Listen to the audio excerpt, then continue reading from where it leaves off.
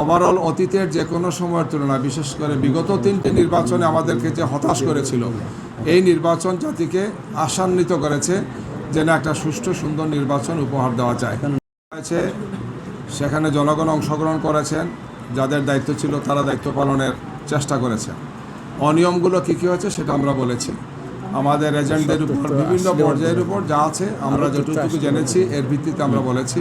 আমরা আরও পর্যবেক্ষণ করছি কি হয়, কিন্তু আমরা মনে করি যে ওভারঅল অতীতের যে কোনো সময়ের তুলনায় বিশেষ করে বিগত 3টি নির্বাচনে আমাদেরকে যে হতাশ করেছিল, এই নির্বাচন জাতিকে আশান্বিত করেছে যেন একটা সুষ্ঠু সুন্দর নির্বাচন উপহার দেওয়া যায়। আমরা এখন নির্বাচনের গণনা সহ এগুলো পর্যবেক্ষণ করছি।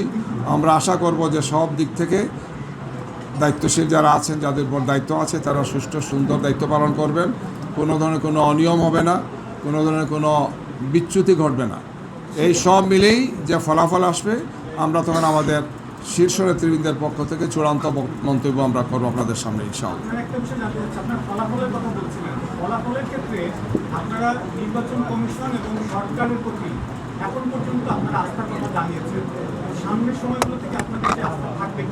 এটা সামনের সময় আমরা বলবো ইনশাআল্লাহ। আমাদের শীর্ষ নেতৃবৃন্দ ফাইনাল কথা বলবেন। জি, ভোট তো শেষ, এখন ফলাফলে কোনো ইঞ্জিনিয়ারিংয়ের আশঙ্কা করছেন কিনা? নির্বাচনের 3টা পর্যায়ে থাকে। ভোট প্রদানের আগ পর্যন্ত একটা পর্যায়ে থাকে, সেটা শেষ হয়েছে। দ্বিতীয় পর্যায়ে আছে ভোট প্রদান, সেটা শেষ হয়েছে। এখন ভোট গণনা এবং রেজাল্ট দেওয়া, এই সব মিলে হচ্ছে নির্বাচন। শুধু হাত দিয়ে একটা শরীর হয় না, শুধু পা দিয়ে একটা শরীর হয় না, হাত পা মাথা সব নিয়ে একটা শরীর, এইভাবে আর কি।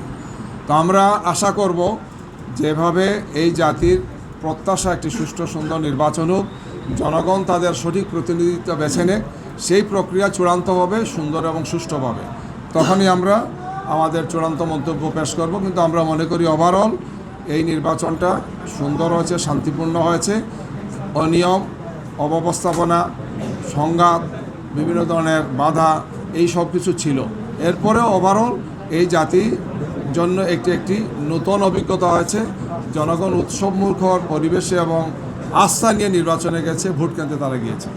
নির্বাচনের একটা বিষয় থাকে যে আসলে অংশগ্রহণমূলক নির্বাচন, এবারের নির্বাচনটা আসলে কতটুকু অংশগ্রহণমূলক হয়েছে বলে আপনি মনে করেন? হ্যাঁ, সবাই যারা আমরা জুলাইয়ের পক্ষে, বাংলাদেশের পক্ষে আমরা সবাই অংশগ্রহণ করেছি। 51টি দল অংশগ্রহণ করেছে। এটা বাংলাদেশের ইতিহাসে সর্বোচ্চ সংখ্যক দল, সর্বোচ্চ সংখ্যক প্রার্থীর অংশগ্রহণ। সুতরাং দেশবাসীর রাজনৈতিক দলের স্টেক হোল্ডার যারা ছিলেন, সবার অংশগ্রহণের একটি নিঃসন্দেহে একটি সুন্দর নির্বাচন, গ্রহণযোগ্য একটি নির্বাচন আমরা বলতে পারি।